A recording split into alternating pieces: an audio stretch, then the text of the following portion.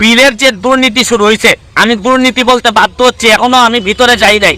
কারণ হচ্ছে গিয়ে একই বাসায় একই মানুষের কিভাবে 1300 আর 4000 কেমনে বিল হয়, এইটা আমি মানুষ দেখেন এই বিলের কাগজ ছাড়া আমি কথা বলতে চাই না। জোট সরকারের সময় অন্ধকারে 17 ঘন্টা ছিলেন, উনি বিদ্যুতের দামের কথা বলেন।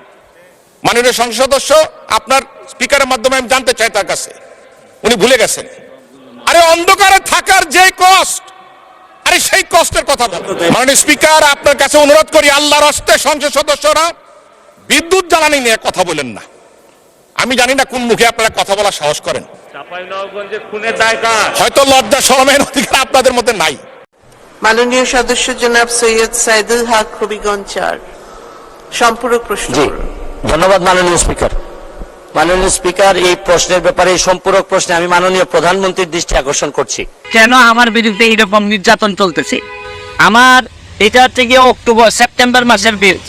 আমার এক একটা বিল এই মাসে বিল আসছে হচ্ছে গিয়ে 3300, এর আগের মাসে আসছে 1300, এর আগের মাসে আসছে 270। এর মানে হচ্ছে গিয়ে নিশ্চয়ই কোনো একটা ঝামেলা হয়েছে, নাইলে আমার ছেলেও নাই, মেয়েও নাই, বউ বাচ্চা কেউই নাই, আমি একটা থাকি আমার পিএসএ নিয়ে বাসায়। আমার বাসায় কেন হঠাৎ করে 1500 আর হঠাৎ করে 3000 বিল আসবে? কারণ বাংলাদেশের এটা শুধু আমার কথা না, এটা সারা বাংলাদেশের বিভিন্ন জায়গায় যেভাবে এই বিলের যে দুর্নীতি শুরু হয়েছে, আমি দুর্নীতি বলতে বাধ্য হচ্ছি, এখনো আমি ভিতরে যাই নাই। কারণ হচ্ছে গিয়ে একই বাসায় একই মানুষের কিভাবে 1300 আর 4000 কেমনে বিল হয়, এইটা আমি মানুষ দেখেন এই বিলের কাগজ ছাড়া আমি কথা বলতে চাই না। কাগজ আমার কাছে 5 মাসের কাগজ জমা হয়েছে, এই জন্য আপনাদের সামনে দুইটা কথা বলতে চাই। আবার কত বড় দেখেন, শেখ হাসিনার উদ্যোগ, ঘরে ঘরে বিদ্যুৎ, শেখ হাসিনার নাম ব্যবহার করে এরা এই বাটপারি শুরু করছে। এই করোনাকালীন সময়ে আমি বাসায় ছিলাম না, আমি আমার গ্রামের বাড়ি ছিলাম। এই গ্রামের বাড়িতে থাকাকালীন সময়ে দেখছি আমার বিল 3500 টাকা বিল আসছে। এর মানে ভৌতিক বিল। এরা এখন প্রাতিষ্ঠানিক দুর্নীতি শুরু করছে। আরে ব্যক্তির বিরুদ্ধে তো কথা বলা যায়, এই এত বড় প্রতিষ্ঠানের বিরুদ্ধে কথা বলবেন আপনি কিভাবে? কার বিরুদ্ধে কথা বলবেন? মাননীয় মন্ত্রীর দৃষ্টি আকর্ষণ করে বলছি, দেখেন আপনারা এই যে মানুষের যে দীর্ঘ নিঃশ্বাস, এই নেত্রীর নাম ব্যবহার করে উপরে নেত্রীর নাম দিয়ে এই যে আপনারা ভৌতিক বিল দেওয়া শুরু করছেন, এটা ছিলেন সকালবেলা উঠে যে গার্জিয়ান যে 1500 টাকার বিলের জায়গায় যে 3000 3500 টাকা বিল দেখে তার জীবন তো এইভাবেই শেষ হয়ে যাচ্ছে। আরে ধর্ষণ কি খালি মহিলাদের হয়? এই বিদ্যুৎ বিলের ধর্ষণ হচ্ছে না? এই যেটা হওয়ার কথা 1300, এইটারে 3500 5000 করে বিল মারতেছেন, মানে আর বাঁচার কোনো পথ নাই। কারণ প্রাতিষ্ঠানিক দুর্নীতি যখন আপনি অবস্থান নিয়ে নেয়, তখন আমাদের যারা জনগণ আছে, জনগণের 12টা বেজে। এইভাবে যদি চলতে থাকে, আমি মাননীয় প্রাইম মিনিস্টারের দৃষ্টি আকর্ষণ করে বলছি, এরা কিন্তু 12টা বাজায় ছাইড়া দিবে জনগণের। এদের কাছ থেকে কিন্তু বাঁচার কোনো উপায় নাই।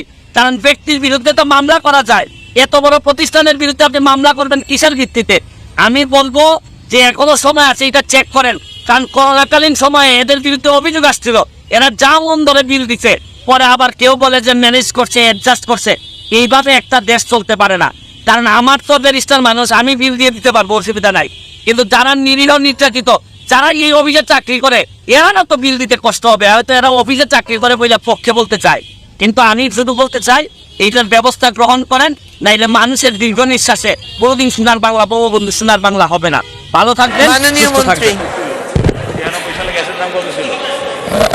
ধন্যবাদ মাননীয় স্পিকার, ধন্যবাদ মাননীয় স্পিকার।